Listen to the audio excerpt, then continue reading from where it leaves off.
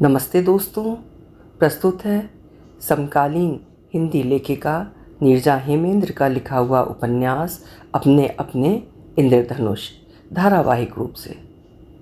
समकालीन सामाजिक व्यवस्था के परिवर्तित वातावरण के प्रभाव से हमारे आसपास अनेक चीज़ें परिवर्तित हो रही हैं। कुछ बदलाव सकारात्मक हैं तो अधिसंख्य नकारात्मक। इस बदलाव से सबसे अधिक प्रभावित हमारी पारिवारिक व्यवस्था व रिश्तों के ताने बाने हुए हैं। नैतिक मूल्यों की जो क्षति हुई है या हो रही है वो तो शोचनीय है ही। इन सब में हमारे परिवारों के स्वरूप में तीव्र गति से परिवर्तन हुए हैं। संयुक्त परिवार की प्रथा विलुप्त हो रही है। इसके स्थान लेते एकाकी परिवार जीवन में भी एकाकीपन बढ़ा रहे हैं। परिवारों के इस विघटन का हमारे मन मस्तिष्क, हमारे समाज, हमारे रिश्तों के ताने बाने पर क्या प्रभाव पड़ रहा है, हमारा जीवन इन समस्याओं पर कैसी प्रतिक्रिया कर रहा है, इन सभी प्रश्नों से जूझते उपन्यास अपने अपने इंद्रधनुष के पात्र कहीं आहत तो कहीं सुलझे हुए तो कहीं इन समस्याओं का निराकरण करते हुए उपन्यास की रोचकता को आगे बढ़ा रहे हैं। आज प्रस्तुत है उपन्यास अपने अपने इंद्रधनुष का पहला भाग।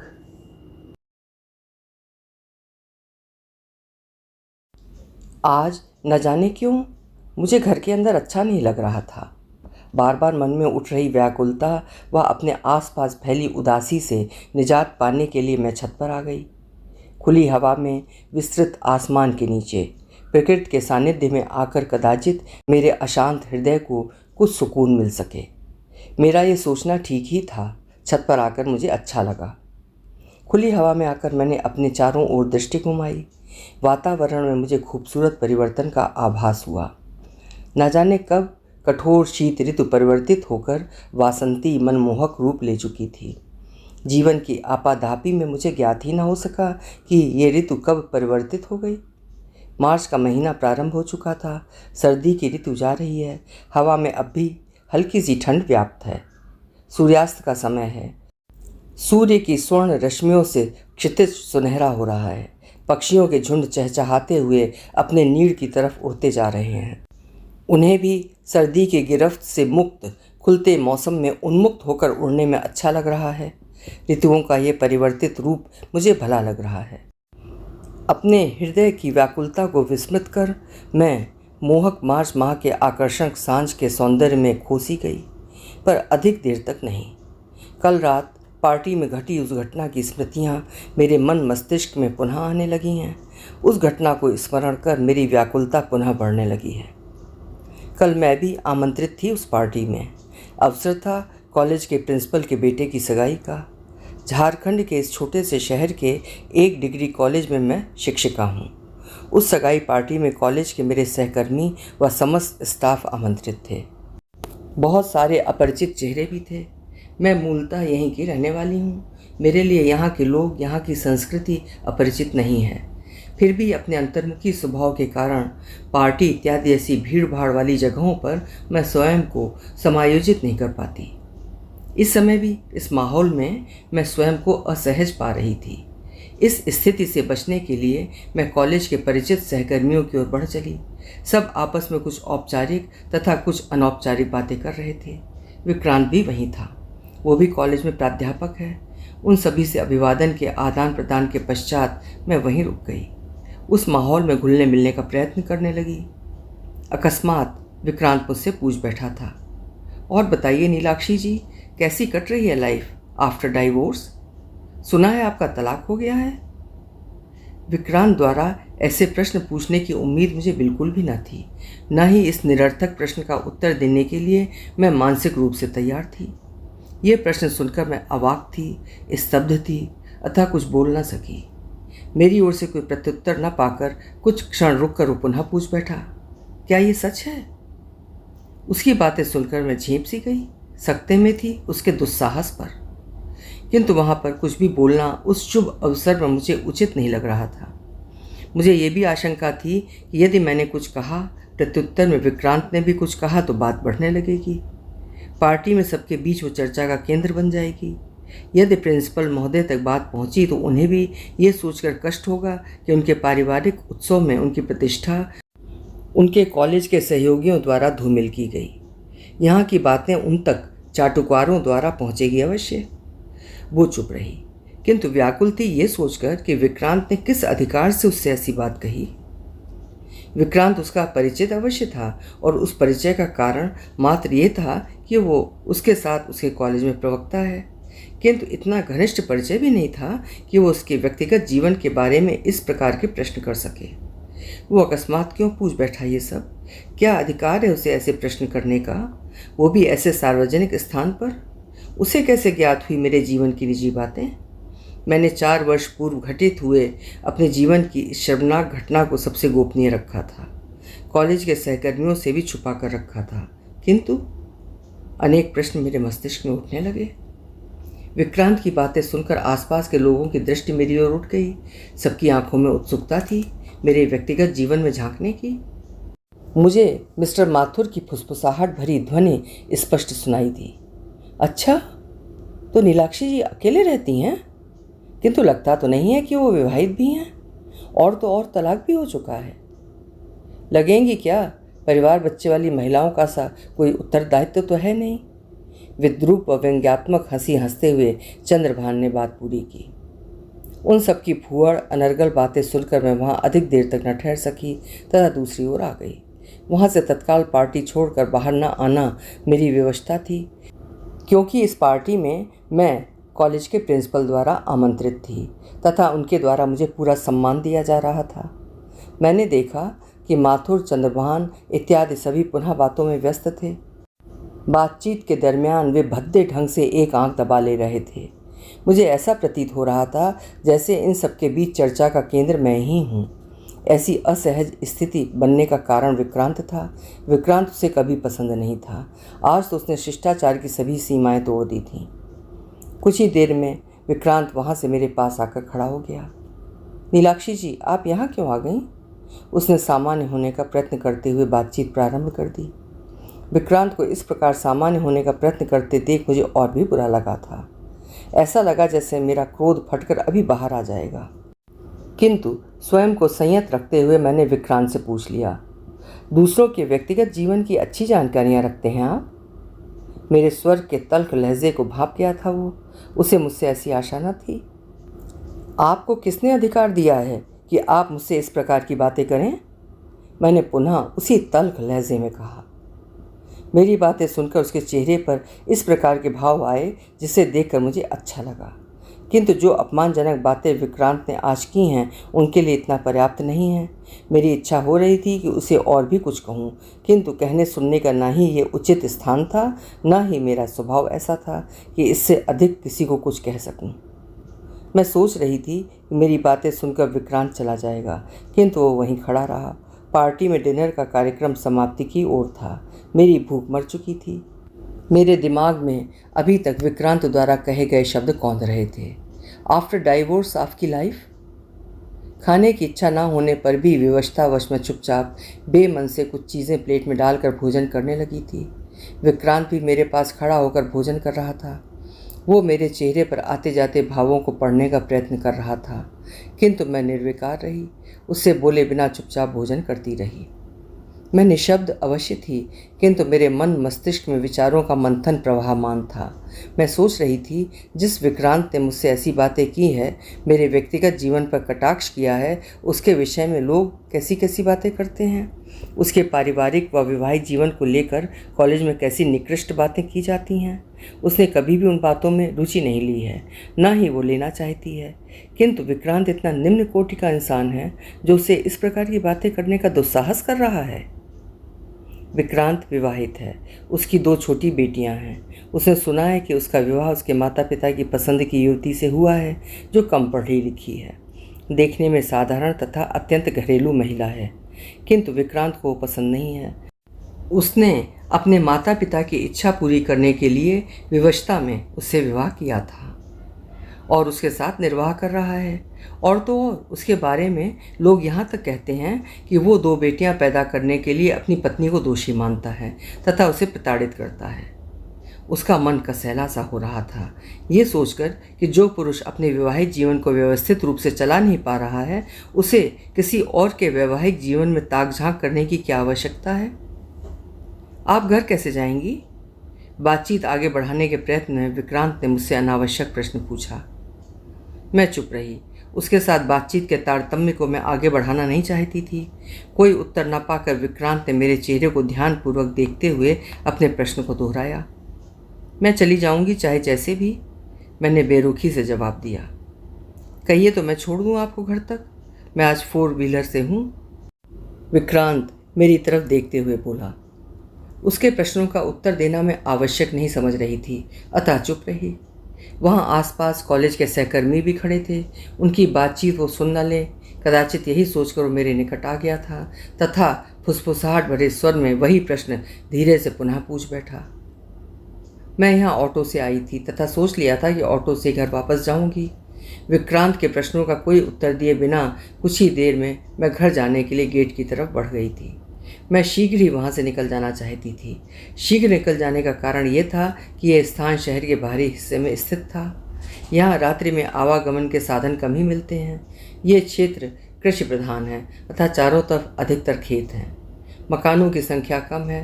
मार्ग में पड़ने वाले घने वृक्षों की अधिकता के कारण इस क्षेत्र में शाम भी शीघ्र गहराने लगती है।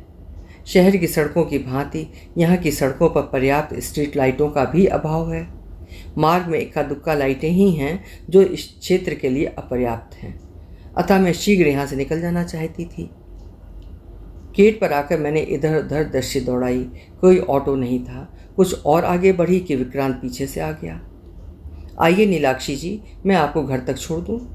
शाम गहराने लगी है।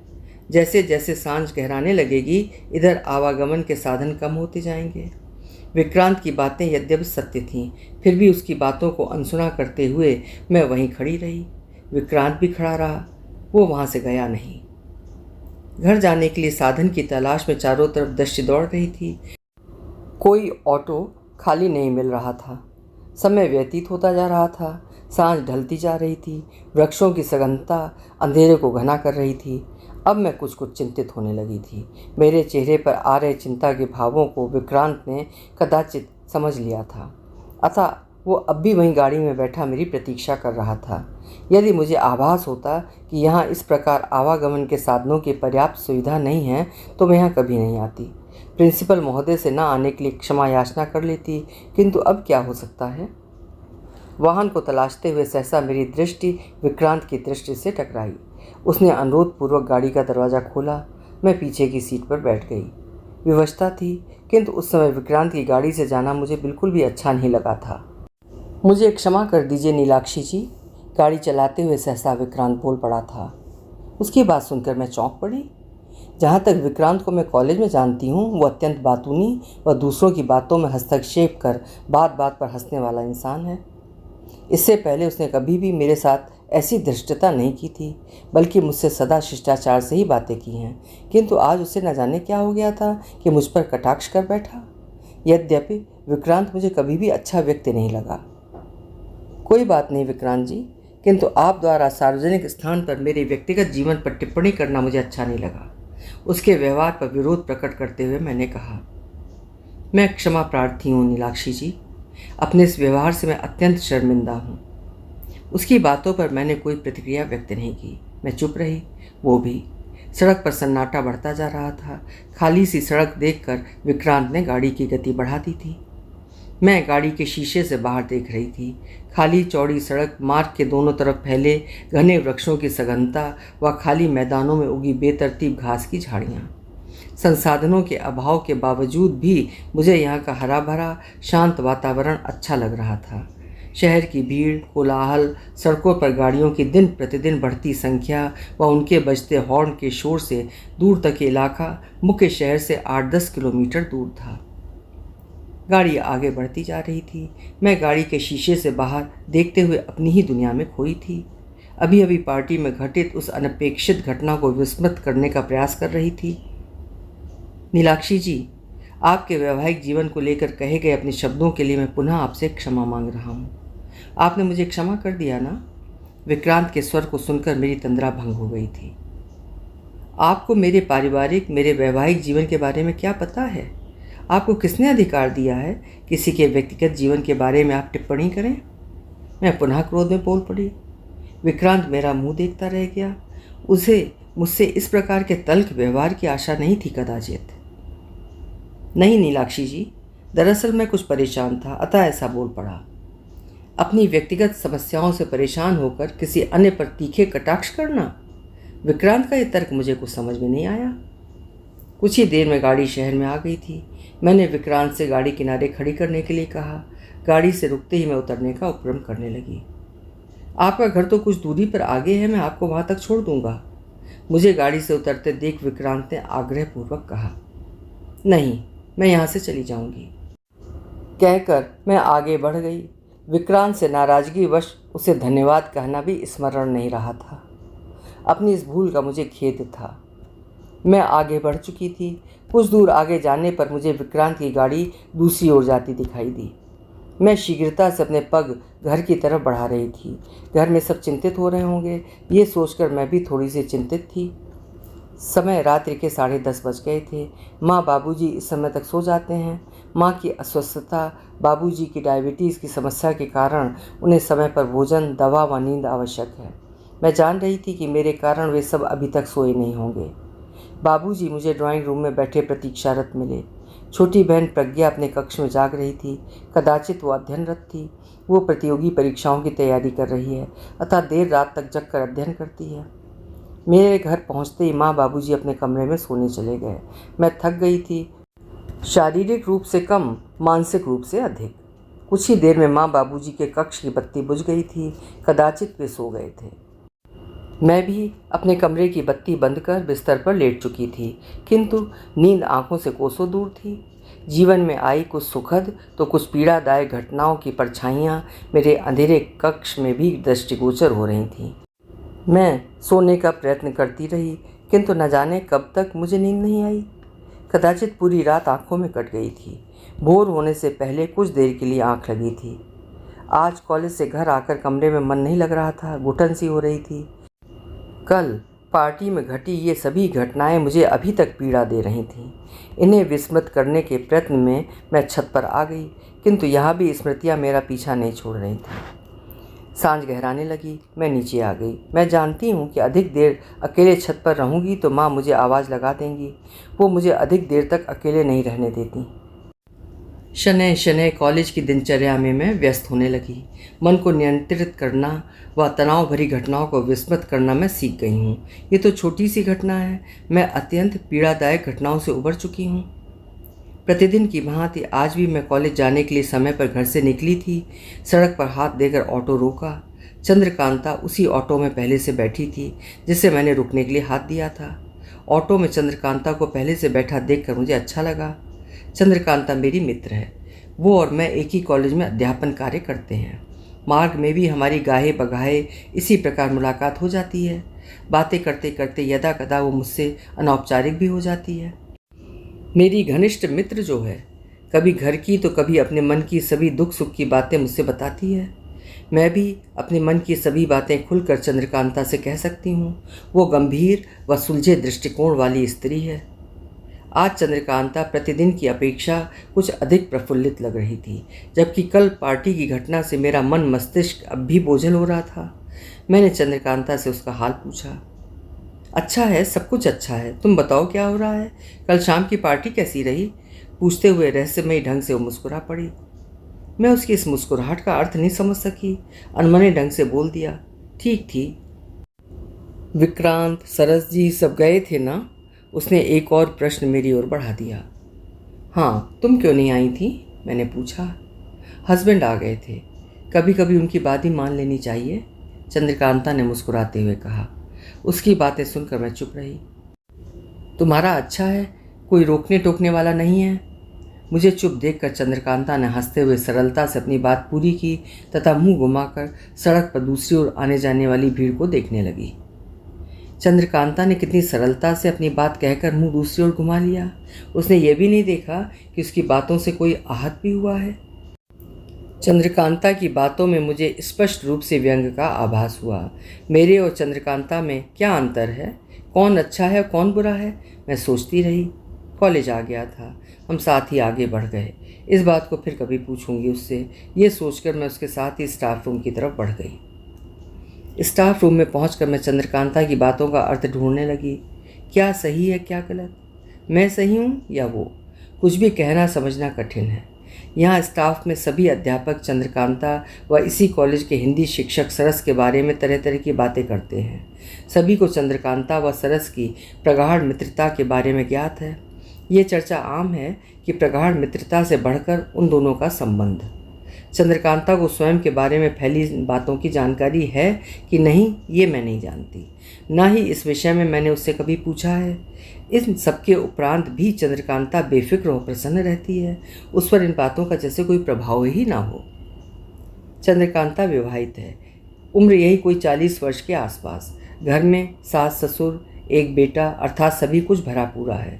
वो हमेशा प्रसन्न रहती है। पति के पास में होने ना होने या उसके कहीं भी रहने से उस पर कोई फर्क नहीं पड़ता। यह हिंदी प्राध्यापक सरस जी के साथ उसकी प्रगाढ़ मित्रता के चर्चे सुनाई देते रहते हैं। वो खाली समय में स्टाफ रूम में अधिकांशतः सरस के पास ही बैठ जाती है, किसी की भी परवाह किए बिना, बेहिचक साफगोई के साथ। अपने पहनावे, बनाव, श्रृंगार व सबसे बढ़कर अपनी खुशमिजाजी से वो अपनी उम्र को 10 वर्ष पीछे छोड़ती हुई महज 30 वर्ष की प्रतीत होती है।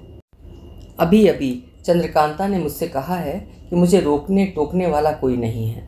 चंद्रकांता से भी मुझे जानना है कि मुझे कोई रोकने टोकने वाला भले ही कोई ना हो, उसे तो है। उसे वह सरस को लेकर जो बातें कॉलेज के कैंपस में फैली हैं, उसे वो क्यों नहीं रोक लेती। चंद्रकांता से बातें करने की अभी मेरी इच्छा हो रही थी, किंतु अभी मेरी कक्षाएं थीं। कदाचित चंद्रकांता को भी अपनी कक्षा में जाना था, अतः वो भी अपनी क्लास की ओर बढ़ गई। दिन में खाली समय में मैं आज उसके पास जाकर बैठ गई। कुछ देर तक तो हमारे बीच इधर उधर की बातें होती रहीं, फिर बातें घर परिवार की होने लगीं। मैं अवसर देखकर चंद्रकांता से आज अवश्य पूछूंगी, उसे रोकने टोकने वाला कौन है। तुम्हारा बेटा कितना बड़ा हो गया है चंद्रकांता, मैंने पूछा। 11वें वर्ष में चल रहा है, चंद्रकांता ने सरलता से जवाब दिया। एक ही बेटा है मेरा। मेरे पति व उसके माता पिता की इच्छा थी कि मेरे और भी बच्चे हों, किंतु ईश्वर ने मेरे भाग्य में एक ही पुत्र लिखा था। इस बात के लिए मेरे पति व उनके घर वाले मुझे ही कसूरवार ठहराते हैं। चंद्रकांता के चेहरे पर अपने पति व सास ससुर के प्रति घृणा के भाव स्पष्ट थे। कुछ क्षण चुप रहने के पश्चात चंद्रकांता ने पुनः कहा, जानती हो नीलाक्षी, मेरा बेटा बहुत ही प्यारा व समझदार है। मेरे पति नौकरी के सिलसिले में अधिकांशतः बाहर रहते हैं। मुझे लगता है कि एक से अधिक बच्चों की इच्छा उन्हें अपने एकमात्र प्यारे से बेटे के प्रति भी उनके वात्सल्य को कम करती है, या इसकी वजह कुछ और है, मैं समझ नहीं पाई आज तक। वो मुझसे अधिक असंतुष्ट रहते हैं, संदेह करते हैं, कुछ कुछ नफरत भी। मुझे लगता है कि इसी कारण वो बहुत कम यहाँ आते हैं। यहाँ तक कि उनके अधिकांश अवकाश भी वहीं व्यतीत हो जाते हैं। अभी कई माह पश्चात वो मात्र 2 दिन के लिए यहाँ आए थे, किंतु अपने पुत्र का मोह भी उन्हें मेरे पास नहीं लाता। चंद्रकांता से मैं बहुत कुछ पूछना चाहती थी, किंतु चंद्रकांता की बातें सुनकर मैं समझ गई कि उसके बारे में मेरी सोच सही नहीं है। उसकी पीड़ा, विवशता व मकर जाल में फंसी स्त्री की भावनाएं अब मुझे समझ में आने लगी थीं। तन के बंधन और उन्मुक्त मन के बंधन में फ़र्क भी। मैंने अपने मन में उठ रहे निरर्थक प्रश्न को उससे न पूछना ही उचित समझा। छोटे कस्बे से शहरों में परिवर्तित होती जगहों पर लोगों में प्रगतिशीलता व आधुनिकता मात्र दिखावे की वस्तु होती है। ये मैं इस छोटे से शहर में रहकर भली भांति जानती हूँ। उनकी सोच वही पुरानी होती है, विशेषकर बेटियों व स्त्रियों के अधिकारों के प्रति। वे स्त्रियों पर अपना एकमात्र अधिकार व उस पर शासन करने की प्रवृत्ति से अभी तक मुक्त नहीं हो सके हैं। ये जगह कभी एक छोटा सा कस्बा रहा होगा, किंतु अब शहर के रूप में विस्तृत होता जा रहा है। स्कूल, कॉलेज, मॉल, सड़कें, आवागमन के साधन, गाड़ियाँ, आधुनिकता की ओर भागती आबादी, सब कुछ विस्तृत होता जा रहा है, किंतु यहाँ रहने वाले लोगों की सोच संकुचित ही रही। मेरे वैवाहिक जीवन में आए संकट को कितने लोगों ने समझा। पास पड़ोस के कम पढ़े लिखे लोगों के साथ विक्रांत जैसे उच्च शिक्षित इंसान ने भी मेरे प्रति व्यंग्यात्मक शब्द कहे। वैवाहिक जीवन को बचाने का उत्तरदायित्व तो मात्र मेरा था, मेरे पति का नहीं। लोगों की सोच ये है कि मुझे छोड़ने के उपरांत मेरा पति सरलता से दूसरा विवाह भी कर सकता है, उस पर विवाह टूटने की इस घटना से कोई फर्क नहीं पड़ेगा। अपितु मेरा जीवन अवश्य तहस नहस हो जाएगा। परित्यक्ता को कोई नहीं अपनाएगा। कारण ये कि सभी पुरुष, चाहे वो जिस उम्र के हों या 2-4 पत्नियों को छोड़कर उनके जीवन के साथ खेल चुके हों, उन्हें पुनर्विवाह के लिए कुंवारी लड़की मिल जाएगी। आज भी इस समाज की यही सोच है। विकसित होते शहर के लोगों की सोच, इनकी मानसिकता में विकास के चिन्ह नहीं मिलते। मात्र वेशभूषा, रहन सहन व बाह्य साज सज्जा ही परिवर्तित होती दिख रही है। स्त्रियों के प्रति पुरुषों की मानसिकता में कोई बदलाव नहीं दिखाई देता। इस छोटे से शहर में भी महिलाओं के साथ बलात्कार की घटनाएं बढ़ रही हैं, उनका शोषण हो रहा है। बड़े शहरों की तो बात ही अलग है, वहाँ तो पारिवारिक रिश्ते नाते भी जैसे विलुप्त होने के कगार पर हों। किंतु छोटे शहरों में अब भी पड़ोसी की बेटी हमारी बेटी, पास पड़ोस की स्त्रियाँ चाची, काकी, बुआ, मौसी आदि रिश्तों में विद्यमान हैं। अब ये सब कुछ विकास की दौड़ में पीछे छूटता जा रहा है। ऐसे लोगों से ये शहर पटता जा रहा है।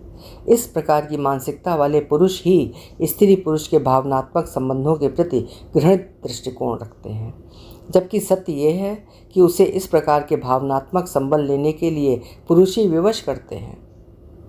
तो क्या चंद्रकांता व सरस के विषय में लोग जो बातें करते हैं वो मात्र अफवाहों के अतिरिक्त कुछ भी नहीं है?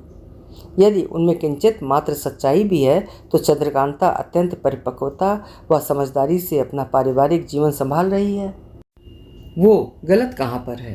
परिवार के प्रति अपने उत्तरदायित्व का सफलतापूर्वक निर्वहन करना भी तो उसकी सफलता है। अनेक विडंबनाओं के पश्चात भी वो प्रसन्न रहती है। सरस व उसके संबंधों की तुलना बलात्कारी पुरुषों की घृणित मानसिकता व अपराध से कदापि नहीं की जा सकती। उनके हृदय की भावनाएं झरने से गिरते स्वच्छ जल से निर्मित फेनिल झाग की भांति हैं। तुम्हारे व सरस के बारे में लोग कितनी बातें करते हैं, क्या तुम्हें बुरा नहीं लगता? मेरे द्वारा आकस्मिक रूप से पूछे गए इस प्रश्न को सुनकर चंद्रकांता मुस्कुरा पड़ी। उसे मुझसे इस प्रकार के अनौपचारिक प्रश्न की आशा नहीं थी। वो मेरा स्वभाव जानती है कि मैं किसी के व्यक्तिगत जीवन में हस्तक्षेप नहीं करती, किंतु इस प्रकार की बातों की पहल चंद्रकांता ने की थी, अतः मैं भी अपने प्रश्नों के उत्तर उससे जानना चाहती थी। वो आसमान में कुछ ढूंढने का प्रयत्न करते हुए कुछ देर तक सोचती रही, तत्पश्चात बोली, मैं सरस को विवाह के पूर्व से जानती थी, मात्र जानती थी। उससे मेरी मित्रता या किसी प्रकार का प्रगाढ़ संबंध नहीं था। बोलते बोलते चंद्रकांता खड़ी हो गई तथा मेरा हाथ पकड़कर स्टाफ रूम के बाहर आ गई। मैं भी यंत्रवत उसके साथ चल पड़ी। स्टाफ रूम से बाहर आने का कारण कदाचित यही रहा होगा कि उसकी व्यक्तिगत बातें किसी और द्वारा न सुनी जा सकें। सामने कॉलेज के विस्तृत हरे मैदान में इस समय धूप पसर चुकी थी। एक वृक्ष की छांव में रखे पत्थर की बेंच पर मेरे साथ बैठते हुए वो मुझसे अपने पारिवारिक व व्यक्तिगत जीवन की बातें कर अपने हृदय का बोझ हल्का कर लेना चाहती थी। चंद्रकांता मेरी अभिन्न मित्र है। वो जानती है कि उसकी व्यक्तिगत बातें मुझ तक ही रहेंगी। यहाँ कार्य करते हुए मुझे 7 वर्ष हो गए हैं। मित्रता के साथ साथ हम एक दूसरे के गंभीर स्वभाव से परिचित हैं। मुझसे बातें कर यदि चंद्रकांता के मन का बोझ हल्का होता है तो मैं भी चंद्रकांता के मन की बात सुनने को तत्पर थी। बातों का तारतम्य आगे बढ़ाते हुए चंद्रकांता ने कहा, विवाह के समय भी मैं नौकरी में थी, जबकि मेरे पति को उस समय नौकरी नहीं मिली थी। उफ, कितनी कठिनाई से व्यतीत किए थे मैंने वे दिन। उन दिनों की पीड़ा मैं ही जानती हूँ। आर्थिक अभाव उतनी पीड़ा नहीं देते जितनी विषम परिस्थितियों में अपने द्वारा किए जा रहे ताने व अवहेलना। कहते कहते चंद्रकांता के नेत्र छलक आए। भावनाओं के आवेग को रोकते रोकते चंद्रकांता कहती जा रही थी, उन दिनों मेरा पति प्रत्येक उस व्यक्ति के साथ मेरा नाम जोड़कर मेरे चरित्र पर संदेह करता था जो मेरे आसपास थे। बिना किसी कारण के उसका मुझसे झगड़ना व मुझे मारने की वजह तलाश लेना उसका स्वभाव बनता जा रहा था। उन दिनों मेरे सास ससुर का मूक दर्शक बने रहना मुझे अब तक विचलित करता है। मैं कभी विस्मृत नहीं कर पाऊंगी वे दिन। चंद्रकांता कहती जा रही थी। मैं निशब्द सुनती जा रही थी। उसके साथ घटी घटनाएं मेरे जीवन की परिस्थितियों से कितनी मिलजुल रही थीं।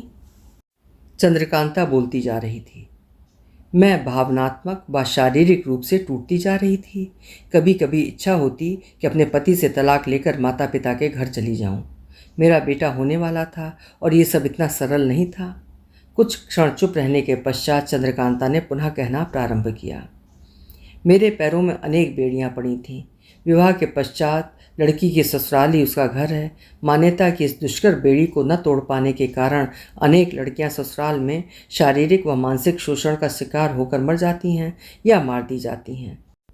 ये समस्या अनपढ़ या निर्धन तबके अथवा गांवों में ही नहीं, अपितु पढ़े लिखे घरों व शहरों में भी हैं। पढ़ी लिखी स्त्रियां भी इन परिस्थितियों का विरोध नहीं कर पाती। मैं भी इसी प्रकार की बेड़ी में जकड़ दी गई थी। मैं जानती थी कि पुत्री को बोझ समझकर किसी प्रकार उसका विवाह कर अपने उत्तरदायित्व से मुक्त हो जाने वाले मेरे माता पिता अपनी परित्यक्ता पुत्री को स्वीकार नहीं कर सकेंगे। अनेक प्रताड़नाओं से गुजरते हुए इस जीवन को अपना भाग्य समझ स्वीकार कर चुकी थी मैं। चंद्रकांता कहती जा रही थी। बातें करते करते अनेक बार उसकी आंखें भर आती। सरस मेरी पीड़ा समझता था या नहीं ये तो मैं नहीं कह सकती, किंतु मेरे जीवन में विस्तृत होते जा रहे एकाकीपन को भरने लगा था। उसका सरल हंसमुख स्वभाव तथा हाल पूछने का अपनत्व भरा ढंग मुझे अच्छा लगता था। देखने में वो जितना आकर्षक है, हृदय से भी उतना ही भोला है। वो विवाहित है और मैं भी, ये हम जानते हैं। कॉलेज में तो मेरे समक्ष होता ही है। अवकाश के दिनों में भी मैं उससे मिलती हूँ। उससे मिलकर मेरे जीवन में फैला एकाकीपन भरने लगता है। वो अपने परिवार के प्रति अपने उत्तरदायित्व को भली प्रकार समझता है तथा अपनी पत्नी तथा बच्चों से प्रेम भी करता है। मैं भी अपने बेटे के प्रति अपने उत्तरदायित्व को कभी विस्मृत नहीं करती। घर में मेरे सास ससुर मुझसे ठीक से बात नहीं करते हैं। मेरा पति घर आना नहीं चाहता है। प्रारंभिक झगड़ों व अविश्वास ने मेरे व उसके बीच इतनी दूरियां बढ़ा दी हैं कि वो अब भी कम होती नहीं दिखती। अतः वो घर आना नहीं चाहता। अब मैं भी उसकी प्रतीक्षा नहीं करती। पति के बुरे व्यवहार से आहत हो मैं न जाने कब सरस की तरफ आकर्षित होती चली गई। चंद्रकांता कहती जा रही थी। उसके साथ उसकी पीड़ा का अनुभव करते हुए मैं अपने विचारों में डूबती उतराती रही।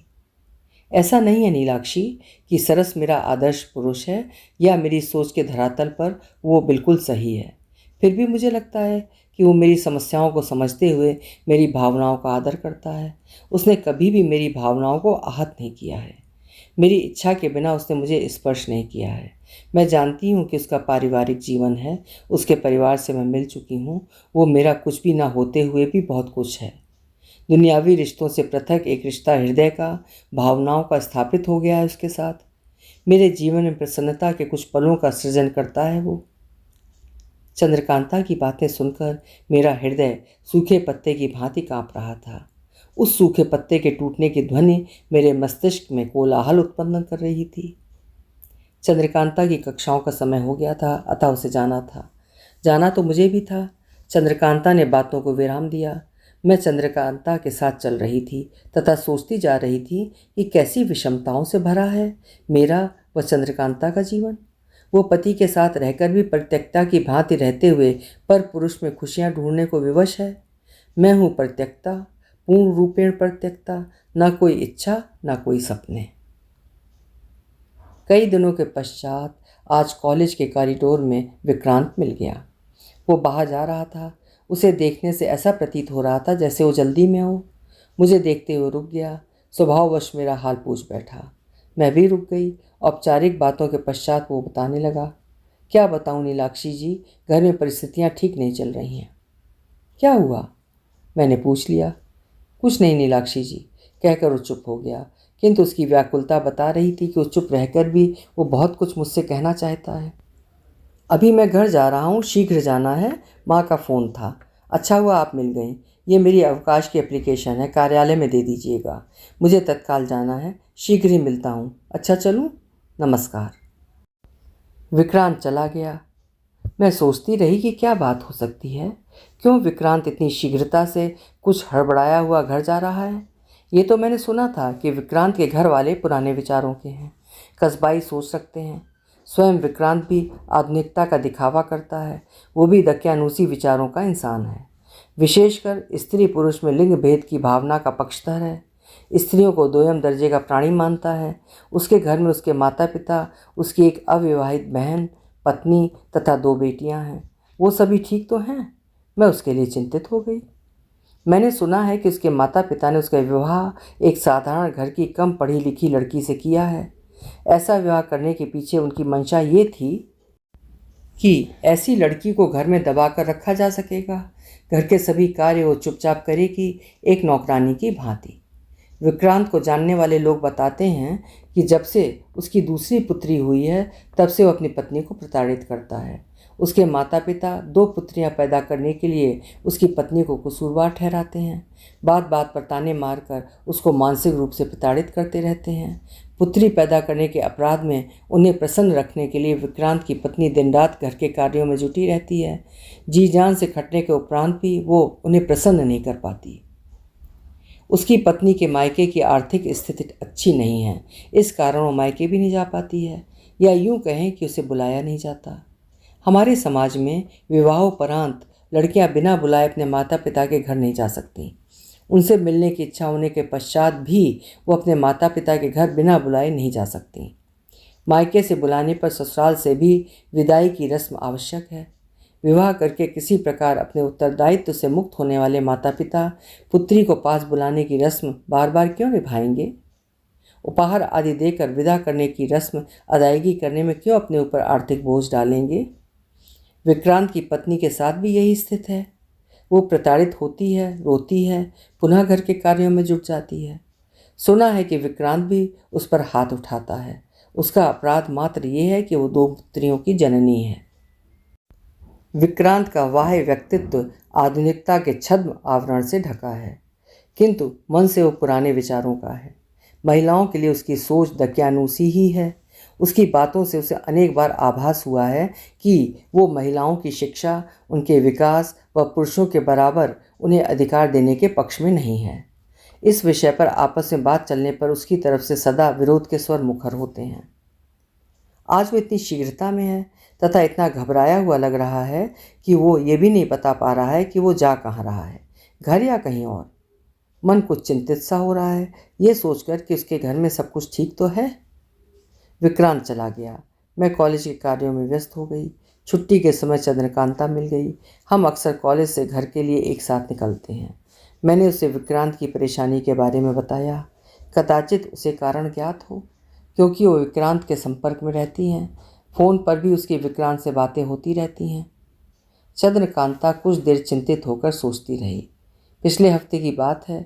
घर में बढ़ चुके कलह व झगड़ों से त्रस्त होकर विक्रांत की पत्नी इस बार दोनों बेटियों को लेकर अपने भाई के घर चली गई तथा पारिवारिक न्यायालय व महिला आयोग में उसने दहेज मांगने व बेटी होने पर प्रताड़ित करने का आरोप उन पर लगाया है। सुना है उसने अपने तथा बेटियों की जीविका चलाने के लिए भाई से कुछ पैसे लेकर घर में मसाले व पापड़ तैयार करने का छोटा सा व्यवसाय प्रारंभ कर दिया है। मुझे देखकर मुस्कुराती हुई चंद्रकांता बताती जा रही थी। उसकी बातें सुनकर मुझे विक्रांत की पत्नी पर गर्व हो रहा था। यद्यपि मैंने उसे कभी देखा नहीं था, पर मेरी कल्पनाओं में वो एक अत्यंत साहसी व समझदार स्त्री को परिभाषित कर रही थी। चंद्रकांता बताती जा रही थी, विक्रांत व उसके घर वालों ने सोचा था कि कम पढ़ी लिखी सुलभा सारी उम्र इसी प्रकार प्रताड़ित होती रहेगी व 2 रोटियों के बदले में घर में नौकरानी की भांति कार्य करने के लिए विवश रहेगी। किंतु सहन शक्ति की भी सीमाएं होती हैं। वो सभी सीमाएं टूट गई हैं, कहकर चंद्रकांता चुप हो गई। विक्रांत अपने घर की, अपने मन की बातें कभी कभी मुझसे बता देता है। वो जानता है कि उसकी पारिवारिक बातें मैं स्वयं तक सीमित रखूंगी। कुछ क्षण चुप रहने के पश्चात चंद्रकांता ने बातों का तारतम्य जारी रखा। मैं सोचती हूँ कि हम पढ़ी लिखी महिलाओं से कहीं आगे बढ़कर सुलभा ने साहस का कार्य किया है। उसने अन्याय व गलत बातों का साहसपूर्वक प्रतिकार किया है। स्वावलंबी बनने का उसका प्रयास सराहनीय है। अब कानूनी नोटिस पाकर विक्रांत की दशा देखते बन रही है। उसने सोचा भी नहीं था कि एक दबी सहमी से रहने वाली औरत भी सही तरीके से विद्रोह के स्वर मुखर कर सकती है। विक्रांत को समाज द्वारा उपहास का भय सता रहा था, तो नौकरी में समस्याएं उत्पन्न होने का डर। वो क्या करे क्या ना करे, इसी सोच में घबराया हुआ है। समझौता या अपनी त्रुटि पर पत्नी से क्षमा मांग लेना उसके पुरुषवादी अहम को स्वीकार नहीं है। उसकी समस्या का मुख्य कारण यही है। चंद्रकांता की मुस्कान थोड़ी और बढ़ गई। वो मेरी तरफ देखती जा रही थी। विक्रांत मुझे मित्र समझता है और मैं भी उससे मित्रता निभाने में पीछे नहीं हूँ। वो मेरी आवश्यकताओं के समय मेरे साथ रहता है, अतः मेरा तुमसे अनुरोध है कि उसके परिवार की बातें अपने तक सीमित रखना, चंद्रकांता ने मुझसे कहा। मैंने चंद्रकांता के कंधे पर हाथ रख उसे आश्वस्त किया। चंद्रकांता मार्ग में अपने घर की तरफ मुड़ गई, मैं अपने घर की तरफ।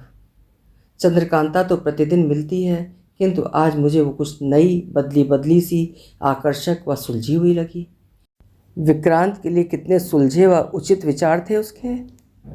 घर पहुंचकर आज मैं मम्मी बाबूजी के पास जाकर ड्राइंग रूम में बैठ गई।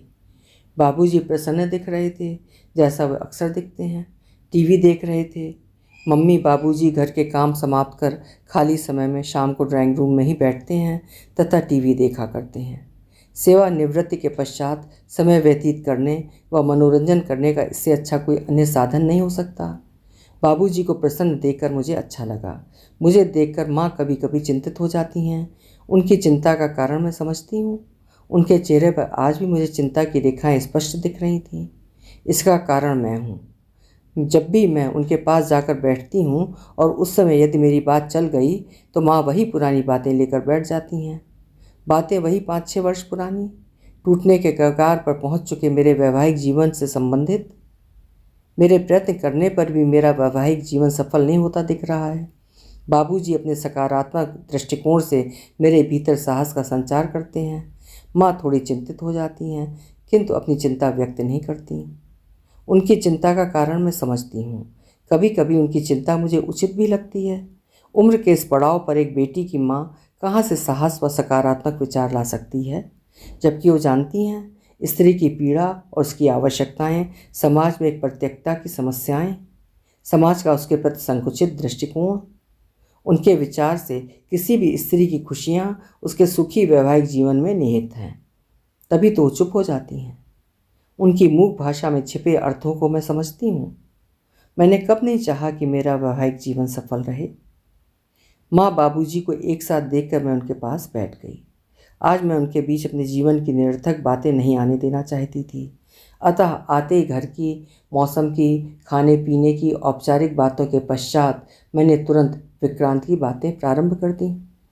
जैसे ही मैंने उन्हें ये बताया कि उसकी पत्नी ने पारिवारिक न्यायालय में गुहार लगाने के पश्चात स्वावलंबन की तरफ अपने कदम बढ़ा दिए हैं, तो उन्हें सुखद आश्चर्य हुआ। मैंने उन्हें यह भी बताया कि छुटकी ने भी नौकरियों के लिए आवेदन करना प्रारंभ कर दिया है। उसकी कोचिंग पूरी हो गई है। ईश्वर ने चाहा तो उसे सफलता अवश्य मिलेगी। वो प्रशासनिक सेवा में जाना चाहती है। इसके लिए उसने कठिन परिश्रम किया है।